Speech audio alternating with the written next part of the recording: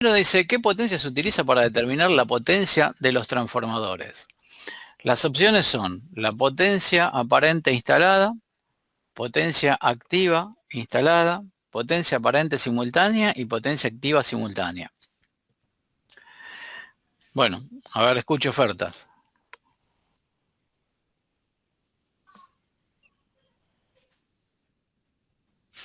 ¿Alguno que tire alguna? Que esté seguro que lo hizo bien. ¿La simultánea no es? ¿Cuál de todas? La aparente, ¿La claro. aparente o la activa? Bien, perfecto. Es la aparente simultánea. Eh, ¿Y por qué? ¿O por qué no las otras? A ver, repasemos un poco. Necesitamos determinar la potencia de los transformadores. ¿Está bien? Entonces, la potencia instalada, sea aparente o sea activa, ¿nos sirve para dimensionar el transformador? Ahora recordé un poco qué era la potencia instalada. La potencia instalada era la suma de la potencia de chapa de todos los aparatos. Entonces yo no lo afectaba ni por el factor de utilización ni por el factor de simultaneidad. O sea, si tenía 10 motores y usaba uno solo, la potencia instalada cuenta los 10. Entonces yo quiero determinar la potencia del transformador. ¿Me sirve la instalada? ¿Y qué pasa si tomo la instalada en lugar de la simultánea? Y vas a tener como una especie de sobredimensionamiento, por Claro, así decirlo. claro. Exacto, exacto. Estoy sobredimensionando, seguramente. Entonces, correcto. La potencia aparente simultánea. Bien. Bueno, el autor que corrija si es lo que hacemos mal. ¿Eh? La 2. ¿Qué sistema de distribución? que está bien. ¿Qué sistema de El autor se distribución? cree los derechos. ¿Qué sistema de distribución le parece adecuado para una planta industrial de 12 MVA de potencia, cuya extensión es de 200 por 300 metros y requiere poca continuidad de servicio? A ver, 12 MVA y 200 por 300. O sea, 200 por 300, podemos decir, es una instalación muy grande o es un tamaño grande, pero hasta ahí. ¿Cómo dimensionarían? ¿Qué les parece? 200 por 300 metros. ¿Entraría como una instalación muy grande, pequeña, por extensión? En Ambas principio. variables, profe, simple y expandido. Bien, entonces vamos. El simple me gustó. ¿Por qué el simple? Y vamos a marcar los dos. Porque es una planta industrial y capaz que no necesita una red que sea tan costosa como el anillo. Claro, porque dice, es una planta industrial de 12 MW de potencia, extensión de 200 por 300, con lo cual es relativamente chica, ¿no? Podemos decir que es chica, pero 200 por 300 no es una barbaridad. Y requiere poca continuidad de servicio. Entonces, hacer un anillo primario, un banking, tiene una complejidad, ¿no? Y el anillo primario significaría tener que poner por lo menos 2 o 3 o 4 subestaciones y vincularlas en media tensión para hacer un anillo primario. Con lo cual requiere, digamos, una extensión o unas canalizaciones importantes, porque tendría que construir ese anillo en media tensión, vincular las 4 subestaciones, y si fueran 4. Pero además me imagino, digamos, 4, uno en cada vértice, vincularlas con media tensión. Y la verdad que habría que ver el costo-beneficio, ¿no? Porque acá dice que requiere poca continuidad de servicio. Entonces, ¿para qué hago tremenda obra si no me pide continuidad de servicio? Y tampoco la extensión es tan grande. Entonces, el anillo, la verdad que yo no lo pondría. No sé si a alguno se le ocurre alguna razón por la cual podríamos considerarlo, que por ahí no lo estamos viendo. Yo no lo estoy considerando. ¿A alguien se le ocurre alguna razón por la cual podría? Bien, vamos a la 3. ¿Cuáles son los valores de caída de tensión admisibles para circuito de iluminación y fuerza motriz? Aclarar cuál en la opción otra. Bueno, a ver. Caída de tensión admisible. Iluminación, ¿cuánto es? ¿No era Iluminación. 2%? No. ¿Quién da más? 3. Vamos. Fuerza motriz en nominal, no en arranque. Fuerza motriz era 5. ¿Y arranque de motores? 15. Bien, perfecto. Bueno, acá tendría que decir 3, 2, vamos a poner 5. Las caídas de tensión en los cables. Bien. Corriente admisible del cable. Corriente nominal del aparato de protección. Corriente que toma la carga instalada o corriente que toma la carga simultánea. Opciones. Es parecido al trafo, creo yo, planteo. Sí, estábamos trabajando, recién salimos. Porque sería la corriente que estaría transportando el cable. Porque en la instalada vamos a lo mismo del transformador. Estábamos luchando ahí con un warning. Estaría el mismo caso que el transformador, exigiendo de más al cable. O sea, que lo llevaría a diseñar un cable en una condición en la que nunca se daría. La corriente nominal del aparato de protección, lo mismo, porque seguramente la corriente nominal del aparato de protección va a ser mayor que la de, o mayor, igual estaría ahí, que la del cable. Serían, en teoría, similares. Y la corriente admisible del cable, y se supone que la corriente admisible del cable va a ser mayor o igual que la corriente simultánea, pero esta, quizás por una cuestión de dimensionamiento, va a ser posiblemente más grande seguro, no sé cuánto más grande, pero la verdad que lo mismo, voy a estar sobredimensionando el cable, con lo cual es correcto. La dimensión en función de la corriente que realmente va a pasar por el cable. Está bien lo simultáneo. ¿Qué tipo de cable puede instalarse sobre bandejas portacable? 62.266 y 267. ¿Qué tipo de cables son esos? Subterráneo.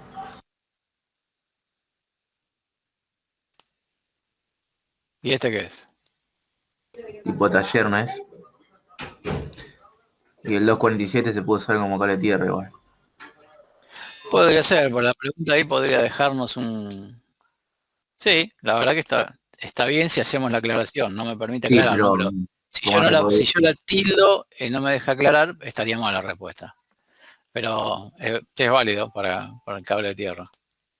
Pero como no tengo espacio como para justificarla, no me marca por la duda. Y... ¿Están todos de acuerdo con eso? ¿Le parece que deberíamos agregar el 2158?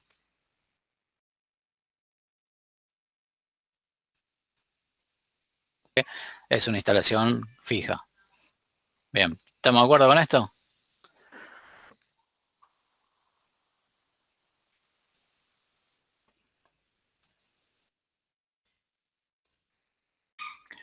¿Qué disposición de conductores es correcta en caso de cables en paralelo? 2 conductores por fase. La tercera. A ver, este RSTN, RSTN, o sea, esto pone los dos iguales, con lo que este no. RR, TT, SS, TT, NN, este tampoco. No hay, o sea, lo que uno tiene que ir pensando es si se compensan los efectos electromagnéticos. Claramente en este no y en este no. RSTN, es decir, acá hay inversión en el campo, con lo cual acá se neutralizan. Y NN, RR, SSTT es lo mismo que este. No, vamos con este. ¿Estamos todos de acuerdo? Sí. Bien. Si alguien no lo tiene claro, me para. No hay problema. 7. ¿Cuál es la temperatura máxima de operación normal de un cable aislado en XLPE?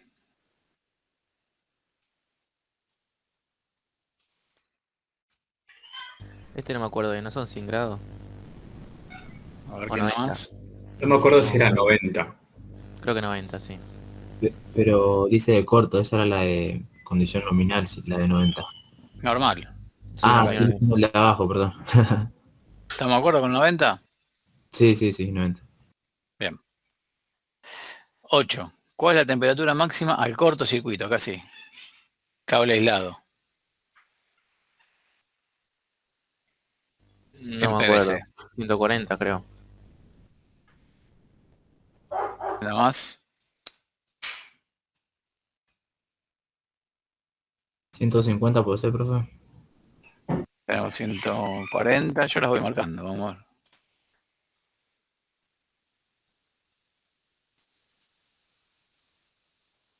Marco la 160 también.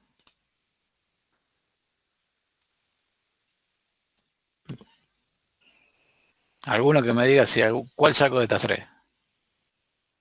¿O cuáles?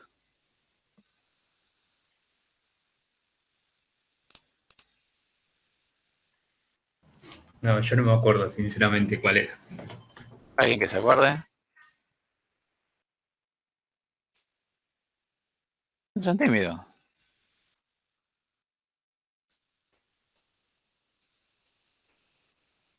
Yo creo que 160. Vamos a ver qué nos dice el corrector después.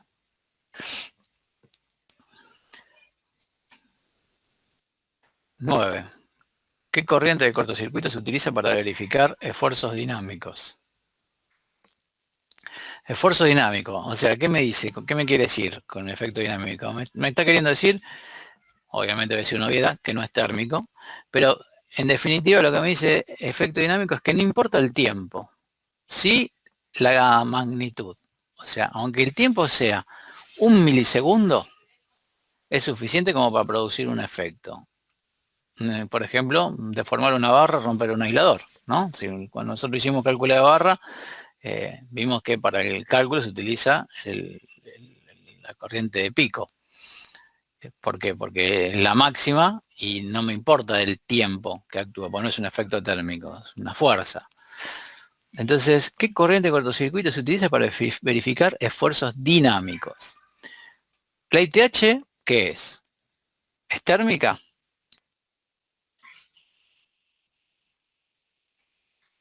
Sí, creo que era térmica. Sí, es térmica. Entonces, yo iría por el lado de que si esto me dice dinámico, la ITH no, porque es térmica. La I segunda acá es un valor eficaz. ¿Está bien? No me está diciendo un valor de pico o un valor de choque. La IS, ¿qué tipo de corriente es?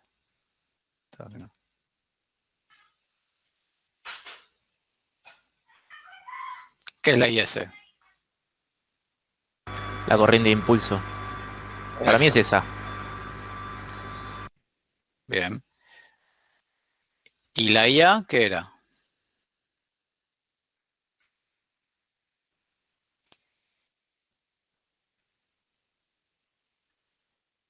Corriente de apertura.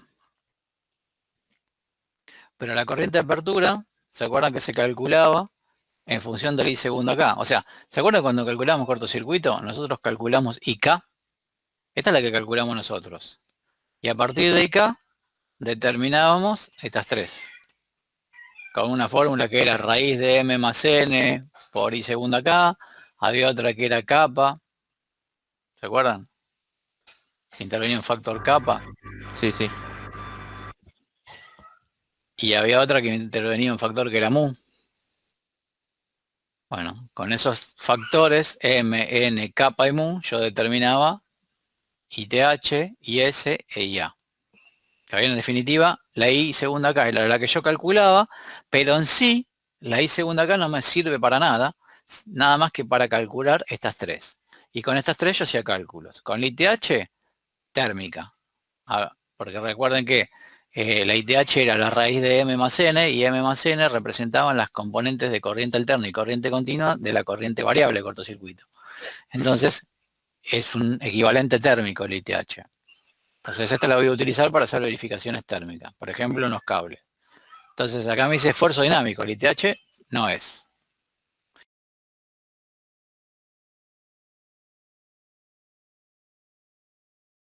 ¿Y se acuerdan cuál era el concepto de la IA?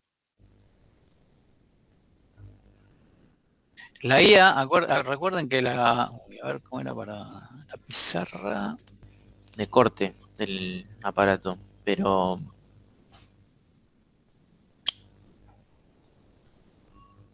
A ver si se puede poner una pizarra. no. O sea, no veo relación con esfuerzo dinámico.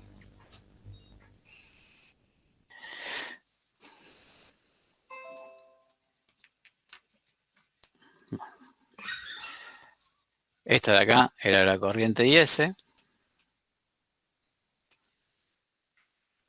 Y fíjense que en este caso, la corriente de cortocircuito se va atenuando, ¿no? Bueno, esto se supone que está centrado en el eje. Créanme que es así. Entonces, esta es la componente corriente continua y esta está la componente corriente alterna. ¿Está bien? Pero el cortocircuito, supongamos que se produce acá. Y el aparato va a abrir unos milisegundos después. ¿Sí? Porque tiene un delay. Primero tiene una temporización si nosotros lo ajustamos. Pero además tiene una temporización propia y además tiene la inercia del mecanismo en abrir. Con lo cual hay un cierto tiempo y abre acá. Entonces, entre este valor y este valor hay una diferencia.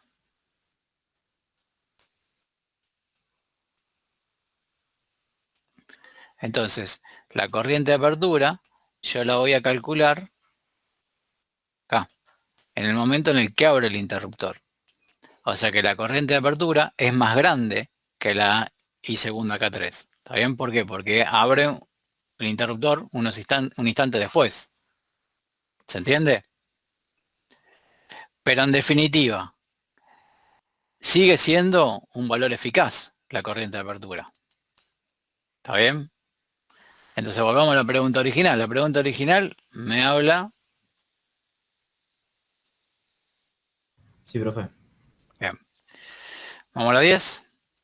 ¿De qué depende la presencia de la componente de corriente continua en la corriente de cortocircuito? Opciones. Del factor de potencia de la carga. Del tipo de cortocircuito. Ese tipo de cortocircuito supongo que debe ser si es monofásico, trifásico, bifásico a tierra.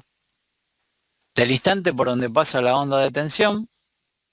Del instante por donde pasa la onda de corriente. O de la proximidad de la falla al generador. Bueno, escucho ofertas. A ver, vamos descartando. Yo las marco todas y vamos descartando. Vamos a hacer por descarte.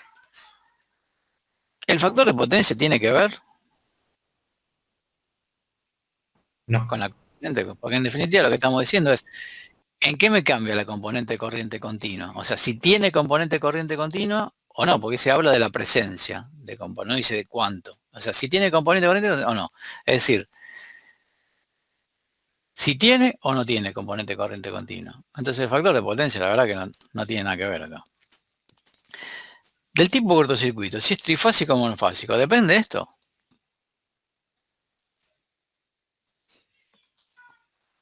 O sea, uno puede decir, tiene tiene componente continuo porque es trifásico. No tiene porque es bifásico. Tiene que ver con eso. No, porque las veces que calculamos monofásico o trifásico, en ningún momento apareció el tema de la componente corriente continua. Del instante por donde pasa la onda de tensión, estas dos son parecidas, o del instante por donde pasa la onda de corriente. En realidad, esta es media tramposa porque me dice la componente corriente continua de la corriente. O sea que no puede la componente corriente continua de la corriente depender de la onda de la corriente. O sea, sería como una referencia circular, algo así, ¿no? O sea, no puede la componente continua depender de ella misma. Así que esta no va.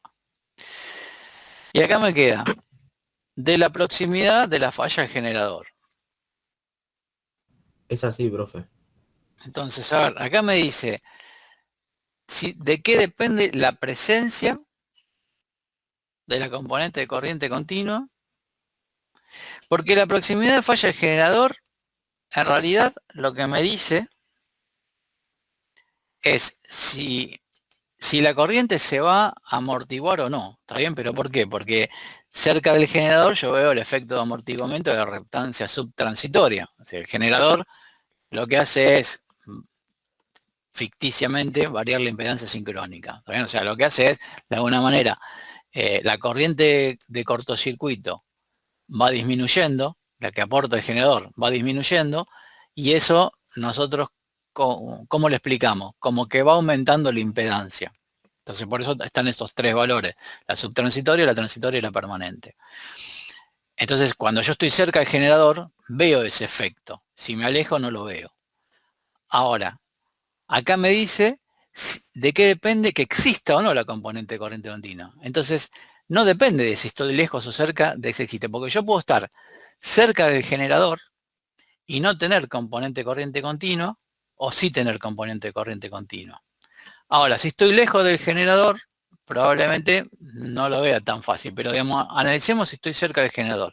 Yo puedo estar cerca del generador y no tener componente de corriente continua. ¿Por qué? Recuerden que nosotros siempre vamos a asimilar que en la práctica sucede que la corriente de cortocircuito es puramente inductiva o casi, con lo cual el ángulo o el desfasaje que hay entre la tensión y la corriente es 90 grados.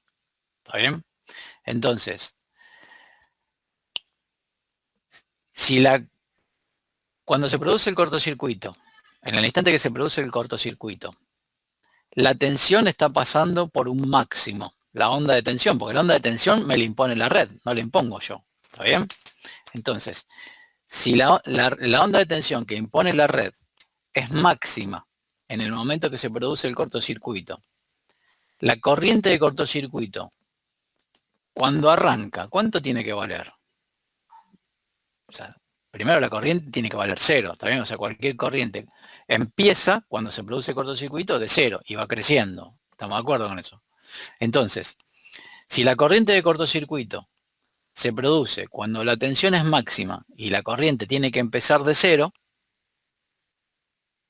en ese caso, ¿tengo componente de corriente continua? Lo voy a dibujar. Tensión, esta es U. Y dijimos que la tensión y la corriente están desfasadas a 90 grados. Entonces, la corriente es esta.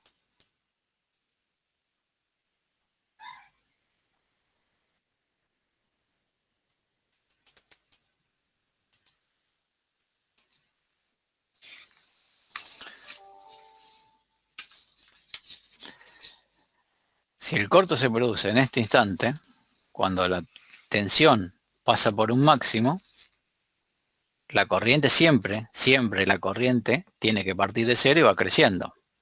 Entonces, y la corriente va a tener dos componentes, una componente de corriente alterna y una componente de corriente continua. Pero en este caso, como la corriente mandatoriamente tiene que partir de 0 y van a estar desfasadas a 90 grados la corriente de la tensión, en este caso no tengo componente de corriente continua, porque voy a tener solamente la componente de corriente alterna. ¿Está bien? ¿Se entiende esto? ¿Por qué esto no existe? Porque la componente de corriente alterna parte de 0. Ahora, vamos a hacer el otro ejemplo. Esta es la onda de tensión, pero el corto se produce acá. Esta es U.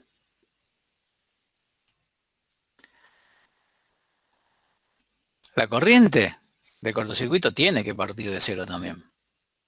¿Está bien? No hay otra opción que no parta de 0.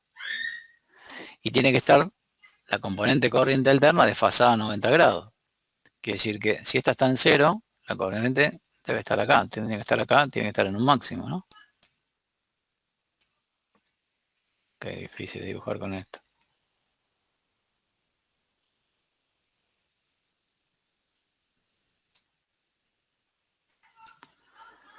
Entonces, cuando se produce el corto, la tensión está pasando por 0, la componente de corriente alterna de la corriente está pasando por un máximo, pero puede pasar que cuando se produzca el corto, la corriente automáticamente nazca de un valor máximo. No, la corriente tiene que partir de 0. Entonces, ¿qué tiene que pasar? Y tiene que haber una corriente, una componente de corriente alterna igual y opuesta, acá, de tal manera que esta más esta se haga 0. Entonces la componente corriente, la suma de las dos, la alterna más la continua, van a partir de cero. Entonces la corriente de cortocircuito va a partir de acá. ¿Está bien? Y va a ser la suma de la componente de corriente alterna más la componente de corriente continua. Que la componente de corriente continua se va a ir amortiguando en el tiempo.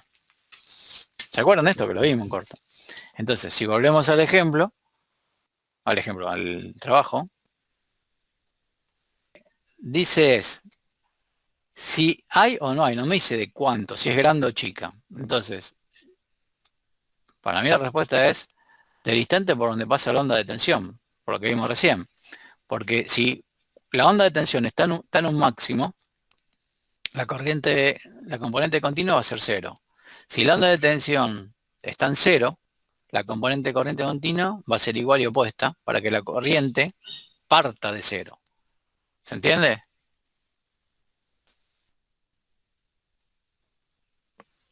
Perfecto, profe. Si hay alguien que no lo entiende, lo repetimos. Puede llevar a la confusión porque el último es digamos, cómo varía, o sea, cómo lo ves. ¿Está bien? Pero si yo me pongo cerca del generador, puedo no tener componente corriente continua. Si se da justo el cortocircuito cuando la tensión pasa por un máximo. ¿Está bien? Perfecto. Bien. Vamos a la 11. ¿Cuál de los siguientes equipos puede interrumpir una corriente de cortocircuito? Seccionador, vamos, se marco todo. Y después sacamos. Seccionador bajo carga. ¿Puede abrir un cortocircuito?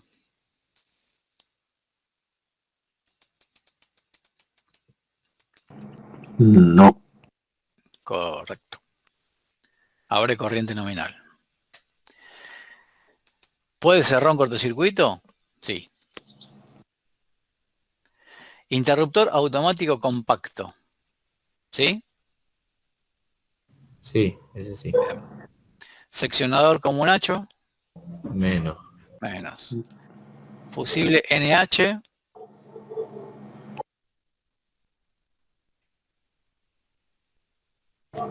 Sí. Yo sí. Sí, porque se abre. Es la función. Y un guardamotor magnetotérmico. Sí. Sí, también. Sí, porque si dice magnetotérmico es para corto. Bien. ¿Cuál de los siguientes equipos tiene capacidad de cierre del cortocircuito? Ahora vamos al revés. Cierre. Seccionador bajo carga. No. ¿No? ¿Por qué no? Solo Marco puede todo. cerrar en carga corriente nominal, digo. ¿Y qué pasa si vos vas a... Supongamos que el seccionador se utiliza para, no sé, una conmutación, para seleccionar una línea, por ejemplo. Entonces, haces una maniobra y cerrás el seccionador. Es un seccionador bajo carga. Quiere decir que seccionador bajo carga puedes cerrar corriente nominal. ¿Estamos de acuerdo con eso? Sí. ¿Qué pasa si cuando cierro me encuentro con un cortocircuito?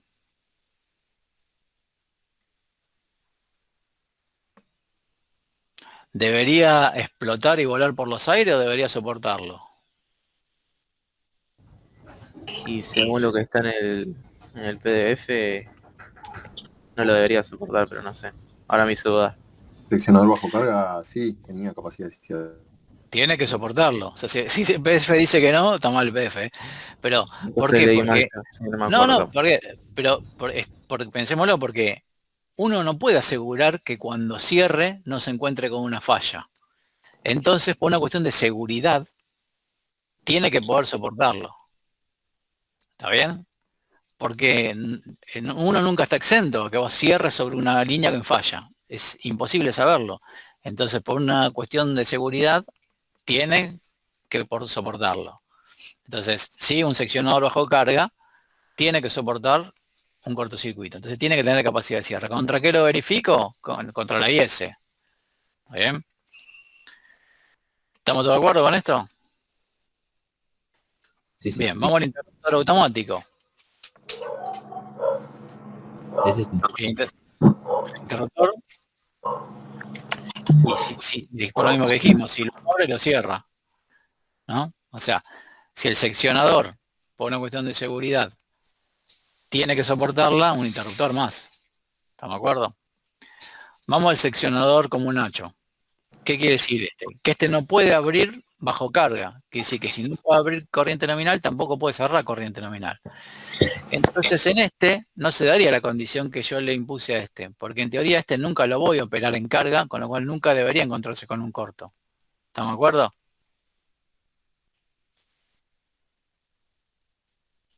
¿Sí? Sí, sí, perfecto. Bien. Fusible NH. Este sí. Y esta es un poco tramposa porque Bueno, lo ponés que queda. capacidad de cierre, en realidad el fusible de por sí no tiene capacidad de cierre, porque en todo caso el fusible estará asociado a un seccionador fusible. ¿Está bien? Yo digo, sí, la verdad es que no la sé la respuesta, ¿eh? No las hablamos. Si yo estuviese respondiendo de parcial, yo no la marcaría el fusible, porque para mí el fusible, como fusible en sí, es un elemento capaz de abrir el cortocircuito, pero no tiene seccionamiento ni tiene capacidad de cierre, el fusible. Ahora, el fusible va a estar, si es en baja tensión, con algún dispositivo seccionador fusible, o si es en media estará en una celda, seccionador, pero en todo caso, aplicaría el seccionador, el que tiene la capacidad de cierre, no el fusible. Veremos después que no da respuesta. Yo personalmente no lo marcaría. No sé si alguno lo ve de otra manera. El contactor es un elemento de maniobra que va a estar asociado a un motor para abrir y cerrar la corriente nominal del motor, por ejemplo. Entonces, debería, o si pensemos, digamos, lo que dijimos en el caso del seccionador. ¿Qué pasa si el contactor cierra y el motor está en corto?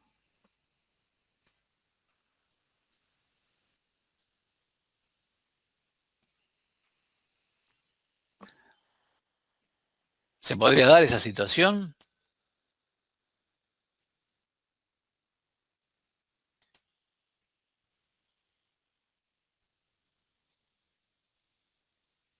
Para mí se la banca. ¿Qué más? ¿Alguien que piense que no?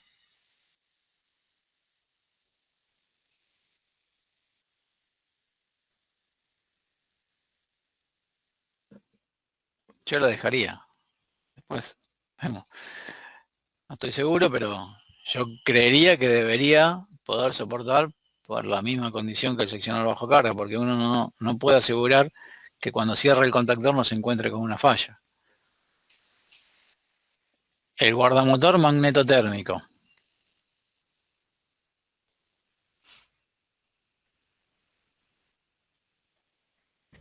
Yo creo que sí, profe. Por la misma razón. Porque es magnetotérmico. O sea que tiene capacidad de apertura el cortocircuito. Debería soportar que si yo acciono el guardamotor, se encuentre con un cortocircuito y no, por una cuestión de seguridad, no se dañe.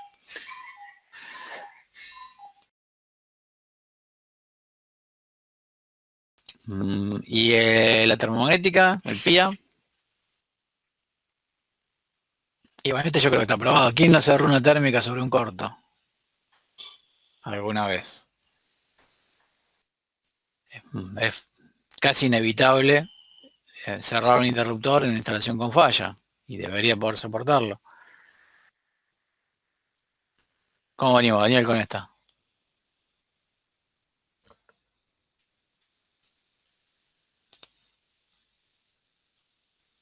La corriente de cortocircuito. Bien. Marco todas. El seccionador bajo carga. Primero pensemos que para limitarla la tiene que poder abrir. Porque si no... No, ese no. Entonces el seccionador bajo carga no puede abrir el cortocircuito. No. Lo sacamos. Interruptor automático compacto. Sí. Bien. Seccionador No. fusible NH. Sí. Correcto. Contactor. No. No. Correcto. Guardamotor. Sí. PIA. Sí.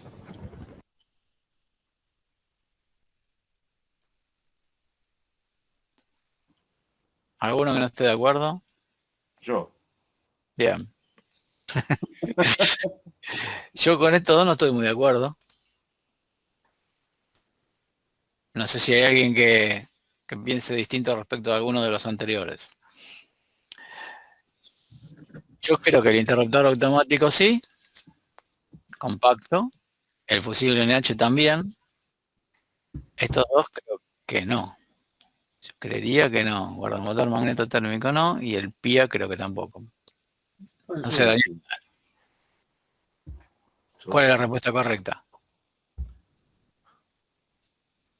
Bueno, la respuesta correcta sale de mirar un poco las características técnicas de cada uno de esos equipos. O sea, el guardamotor magnetotérmico sí tiene capacidad de Bien. limitación. Ahí, si agarramos el folleto de los guardamotores van a encontrar que hay un gráfico de limitación de corriente. Y el pequeño interruptor automático no tiene poder de limitación. Y en las curvas de protección no van a encontrar un gráfico de limitación de corriente de cortocircuito. Serían estos tres, ¿no? La correcta. Ok, sí, son esos tres. Perfecto. ¿Y el anterior? ¿El 12? El anterior, El 12. Sección bajo carga, interruptor. Está bien, sí. Como Estamos regla de acuerdo. general, en realidad, como regla general, cualquier aparato que cierre un circuito debería tener una Debe capacidad poder de cierre soportarlo. de cortocircuito. Sí. ¿Eh? Ok. Bien. La de fusible está claro, o sea, el No, seccionador fusible no, porque está fusible. asociado a un equipo Claro. de maniobra. El En aparato realidad en sí, que ¿no? califica, como vos dijiste, es el seccionador donde está conectado.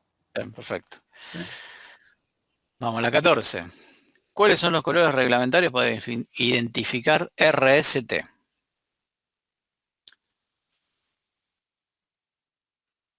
Correcto. ¿Y el neutro?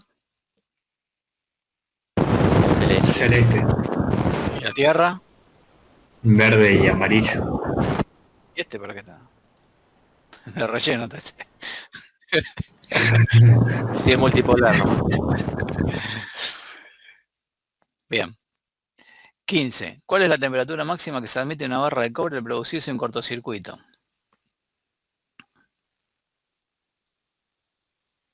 ¿Quién da más? Opciones.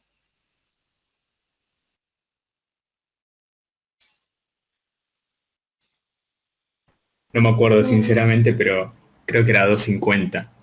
Con muchas dudas igual.